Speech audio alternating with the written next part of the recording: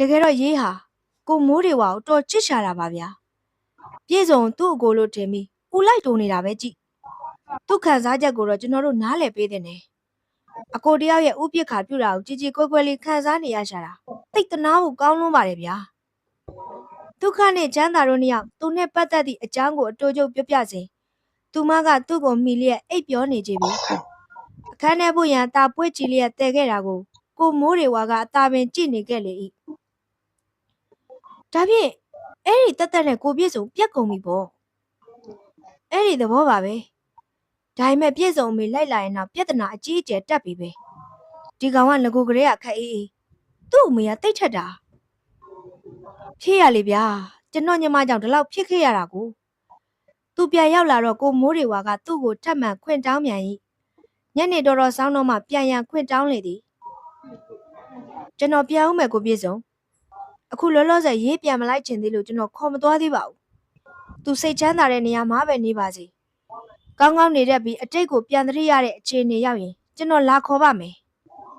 အရေးကြီးကိစ္စရှိရင်ကျွန်တော်အိမ်ဖုန်းကိုသာခေါ်လိုက်ပါဒီမှာနော်ကျွန်တော်ရဲ့ visiting card ဒါရေးကိုပြုစုဆောက်ရှောက်ကျွေးမွေးတဲ့အနေနဲ့ကျေးဇူးတင်လို့ပေးတာကိုလက်ခံပေးပါဘလို့မှသဘောမထားပါနဲ့ဗျာအခြေအနေကိုဘာမှမသိရလို့ထိုးမုံနေပါလေလက်ဆောင်တစ်ခုမှဝယ်မလာပြစ်လို့ငွေပဲပေးရတာစေနာကိုတန်မိုးဖြတ်တယ်လို့မထင်စေချင်ပါဘူးဟာအကိုကျွန်တော်ငွေလိုချင်လို့ရေးကိုလက်ခံထားတာမှမဟုတ်ပဲအခုငွေကိုပြန်ယူသွားပါဗျာဟုတ်ပါတယ်သူ့တယောက်စာဘာမှမရှိပါဘူးကိုမိုးတွေပါဒီလောက်ငွေတွေအများကြီးပေးဖို့မလိုပါဘူးဗျာစပွဲပေါ်တင်ပေးလိုက်သည့်ငွေတစ်ထက်ကြောင့်သူရောချမ်းသာပါညင်းဆန်တော့မိုးတွေဝါမျက်နှာငယ်လေးနဲ့ဖြစ်သွားလေ၏ကျွန်တော်ညီမလေးကတော်ဆိုးတဲ့ကလေးပါတနေ့သူစားတဲ့မုတ်ဘိုးကမနေဘူးလိုချင်တာမှန်သမျှကိုလည်းမရမကပူဇာတတ်တဲ့လူပါကိုပြေစုံတို့သူ့အတွက်ငွေတော်ကုန်ခဲ့မှသိကြပါတယ်ကျွန်တော်ကကိုပြေစုံတို့အားနာနေမိတာအမှန်ပါဗျာဒီငွေတွေလောက်ကကိုပြေစုံတို့နိုင်ငံကျော်စာရေးဆရာတယောက်အတွက်ဘာမှမဖြစ်လောက်မှသိပါတယ်ဒါပေမဲ့ရေးရယောဂဘယ်ချိန်ထိခုလာကြာမယ်မှမသိလို့လက်ခံပေးပါဗျာကျွန်တော်လစဉ်ရအောင်တော့မကြခဏရန်ကုန်ရောက်ဖြစ်မှာပါဟာဗျာကျွန်တော်ကချမ်းသာတဲ့စာရေးဆရာတယောက်မဟုတ်ပါဘူးအကိုအထင်စွတ်မကြီးပါနဲ့ဗျဟုတ်တယ်ကိုမိုးတွေဝါရေဒီကောင်ကနာမည်ကြီးထမင်းငတ်ပါဗျာလွတ်လပ်စွာရီမောပြကြ၏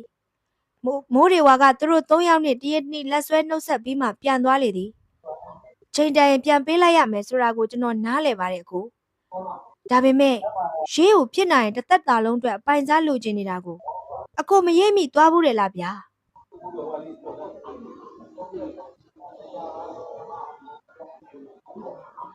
ဈေးမှပြန်လာပြီးမိဖို့ကန်းထဲမှာ၄ယောက်သားပျော်ရွှင်စွာချက်ပြုတ်နေရစဉ်ခြံရှိမှတက္ကစီရပ်သွားတန်ကိုကြားလိုက်ရလေ၏ပစွန်ကျော်လေးတွေကိုခေါင်းနဲ့အမိပြုတ်နေသည့်သူ့ကိုသူမကဝိုင်းကူလှုပ်ပေးနေလေသည်ချမ်းသာကချမောင်မွေးနေ၏ဒုက္ခကငရုတ်ဆုံထောင်းပေးနေသည်ဘယ်သူလဲမသိဘူးငါတို့လက်မအားလို့သွားကြည့်ပေးပါအောင်ငါသူ့ရဲ့အေးဒုက္ခအေကန်းသို့ထွက်လာစဉ်လေကားမှာအမျိုးသမီးကြီးတူတက်လာလေ၏လာဒါငပြည့်မေတော်မြကျေးရုံပါလားမိုးမီတော့လောင်ကြပြီဟဲ့ဒုက္ခလားဟုတ်ကဲ့တော်လေးဘယ်မလဲဟိုကောင်မင်းဘုကန်းထဲမှာရှိပါတယ်တော်လေးခေါ်စမ်းဒီဘာချိုးလိုက်တာလဲတက်ကပြန်ရောက်ချင်းဘာမှမပြောပဲရင်ကုန်နှုတ်ပိတ်နေလို့တပတ်လောက်ကြာသွားတာဘယ်နဲ့တော့မိဘကောင်းစေခြင်းလို့လက်နဲ့ရင်နှက်ပြေတင်ပေးတာဒီကခြေနဲ့ပြက်ငရဲပြေစင်းကျင်တဲ့ကောင်းတော့လားသိဖို့သာပြေမြန်ခေါ်စမ်းဟုတ်ကဲ့တော်လေးဒုက္ခဝရုံသုံးကားဖြင့်နောက်ဖေးသို့အပြေးဝင်လာလေတော့ဤမပြေမိုးမီတော့လောင်မီတင်နေမင်းမေလိုက်လာပြီအဲ့ခန်းမှာစောင့်နေလေရဲ့မင်းကိုမြန်လားလို့ခေါ်နေတယ်ဟိုက်အဲ့ဒါကမှအေယာမပြဿနာဘာလဲရင်ကိုလောက်ပါအောင်ရေးကိုတနေရာမှာဝတ်ထားပေးကြပါအောင်ကွာသူ့ကိုမြင်းမှမမေ့ဒေါသ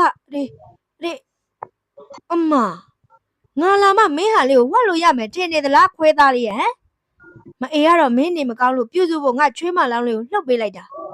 မင်းကဒီရောက်တာနဲ့ရင်ဝစိတ်ကလိုက်တာကောင်းသလားဟင်ဖို့ပြည့်အာမဟုတ်ပါဘူးမေဘာမှမလဲဒီမှာလူရှင်လက်လက်ကြီးမြင်နေရအောင်စင်တွေကိုစိတ်တည်နဲ့ဖုံးညင်လို့ရမလား မင်းကငါမွေးထားတာနော်ငါ့ကိုပြောင်းလဲဖို့မကြိုးစားနဲ့မေမေကသူ့နှစ်ရက်ကိုလိတ်ဆွဲကဇက်ပိုးကိုဖြောင်းကနေအုပ်ထက်လိုက်လေ၏သူမမျက်လုံးဝိုင်းလေးတွေဖြင့်အံ့ဩမင်တက်စွာမော့ကြည့်နေလေသည်ဒီလောက်တတ်တူရွယ်သူအချောင်းသည့်အစင်းသည့်လှချက်ကလည်းဆက်ဆက်ယိုးထိရစရာမရှိတဲ့မိန်းကလေးကိုရွေးပေးပါရဲ့နဲ့အယိုးများချိခညင်းရလောက်မင်းဟာလေးကတက်တက်ခြေပြားမပြောနဲ့ခြေမုံတော်မှမိနိုင်လို့လားမေမေမှားနေပြီကျွန်တော်ရှင်းပြပါမယ်သိခံပါအောင်ဗျာသိမခံနိုင်ဘူးဟဲ့ငါအကြောင်းမင်းမဲအတိဆုံးမလားငါဒါဆိုဒါပဲဘာအကြောင်းပြချက်နဲ့မှငါဖြစ်ချင်တာကိုပြက်ခံတာမဟုတ်ဘူး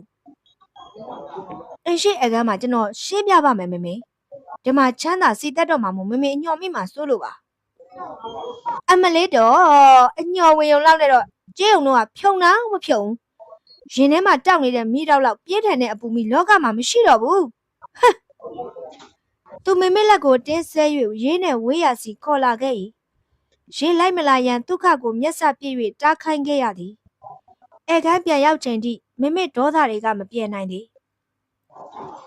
မင်းငါ့ကိုဘလို့နည်းတွေနဲ့စင်ကြေတက်ပြီးလင်းအောင်ညာအောင်မှလည်းငပြည့်စုံငါလိုမအေမျိုးကမင်းညာသမျှကိုမျက်စိမိတ်ယုံနေမဲ့ငနုံငအောင်မအေမျိုးမဟုတ်ဘူးဟဲ့ဘယ်နဲ့မွေးထားတဲ့သားမအေကိုလက်လုံးကြလူလေကြလောက်ခံရခတ်တာမရှိတော့ဘူးငါရင်နာတယ်ရင်သိပ်နာတယ်ပြည့်စုံရဲ့ရေးဟာအတိတ်မိနေတဲ့ဝေဒနာတွေလေးပါမမေရဲ့ဒုက္ခရောက်လာတဲ့မိန်းကလေးကိုနှမလေးလိုစောင့်ရှောက်ထားတာပါဒါကိုတက်တက်တမင်ထင်လွဲသွားတာပါဗျာဘာဒုက္ခတဲ့လဲဘာဝေဒနာတဲ့လဲရုံအောင်လဲဖြီးစမ်းမှာပြည့်စုံရဲ့မင်းတို့အိမ်မှာယောက်ျားလေးတွေကြီးရှိတယ်ဟာဒီလိုအရွယ်ရောက်နေတဲ့ကောင်မလေးကိုလက်ခံထားကြရလားမွေးကလေးကပါလာတဲ့မင်းအုံနောက်တွေကဒါလေးတော့မစင်းဆက်တော့ဘူးလားကျွန်တော်တကယ်ပြောနေတာပါမမေရဲ့မပြောနဲ့စက်မပြောနဲ့ငါမကြားချင်ဘူးရေးကမိကောင်းဖခင်သားသမီးပါမမေအော်ကိုဘယ်သူမှမသိပဲမဖိတ်ဖဲရောက်လာတာပေါက်လို့ပဲစားဘယ်အမျိုးနယ်မှကားကနနာမင်းသိလို့လားဒီလိုမိန်းကလေးမျိုးနဲ့မင်းကလုံးဝသဘောမတူနိုင်ဘူးပြည့်စုံဒါအောင်မင်းမြင်မြတ်မှတ်ထားစမ်းပါအဲ့လိုတော့ပြီးရောမပြောပါနဲ့မမေရဲ့ဟိုတစ်ဘက်ကပဲရေးကိုကျွန်တော်နဲ့လာတွေ့သွားပါတယ်အတိတ်ကိုဘလို့မှပြန်မမှတ်မိတော့ဘလို့မှချော့ခေါ်လို့မရတာနဲ့ဒီမှာပဲထားခဲ့တာပါဘာပြောတယ်ဒီလိုမင်းလက်ထဲအတင်းထိုးထည့်တယ်ဆိုကြတဲ့ကဘလို့တန်းစားလဲဆိုတာမှန်းကြည့်ပြီးသိနိုင်ပြီးပြည့်စုံနင်ဒီလောက်တောင်မှနှုံအရသလားဟဲ့ဟင်နင့်ကိုနှဖားကြိုးတို့ဖို့ကြံစီနေတာကိုตาငြိမ်နေရလားနင်နွားမို့လို့ဘို့တင်ခံကျင်နေရလားဟမ်ကဲမေမေကဒေါသမထိန်နိုင်တော့ပဲသူ့ခေါင်းနဲ့တကိုယ်လုံးကိုစိတ်ကြိုက်ထုနဲ့နေစဉ်နောက်ဖေးမှပြေးထွက်လာသည်ကရေးရလေထိုးရိုက်နေသည့်ကြားတဲ့အတင်းတိုးဝင်လျက်သူ့ကိုကာကွယ်ဖွေ့ဖက်ကနှုတ်မှလည်းတို့တောင်းပန်နေလေ၏မလုပ်ပါနဲ့ကြီးရဲ့ကိုမလုပ်ပါနဲ့ကိုမှဘာပြစ်ရှိလို့လဲကိုမှပြစ်ရှိနေရင်လည်းရေးကိုပဲရိုက်ပါကိုနားလာပါပြီတနာပါတယ်အမလေးလေကြည်စမ်းငါသားကိုငါစုံးမနေတာညီနဲ့ဆိုင်လို့လားညီဘာမှဝင်ပါစရာမလိုဖဲ့စမ်းနွားဖြစ်ချင်နေတဲ့ကောင်နွားရိုက်တယ်လို့ပဲငါရိုက်မယ်မလုပ်ပါနဲ့ကြီးရဲ့တောင်းပန်ပါတယ်မမေဤတွန်းနဲ့ချက်များကသူ့အပေါ်မှာကာထားသည့်ရေးပေါ်သို့ပါရောက်ကုန်လေ၏တစ်ချိန်လုံးငြိမ်ခံနေသည့်သူကရေးကိုထိတော့မြည်တော့မြမနေနိုင်တော့ပြီရေးဖဲနေဆိုရင်နာလိုက်မယ်ဟဲကိုထုနေတဲ့ဟာကိုကြည့်ကြစမ်းတယောက်ကိုတယောက်မခွဲနိုင်မခွာရဖြစ်နေလိုက်ကြတာအရှက်ကိုနည်းနည်းမှမရှိဘူးဒီမှာဟဲ့ကလေးမညီလို့ဘယ်စာရီဘယ်ဆွေမျိုးမသိချာမသိတဲ့မိန်းကလေးမျိုးနဲ့ငါသားကိုလုံးဝသဘောမတူနိုင်ဘူး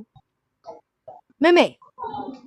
ဒီလောက်ပြဿနာတွေတက်နေတာတော့မှမင်းကမျက်နှာပြောင်တိုက်ပြီးဆက်နေ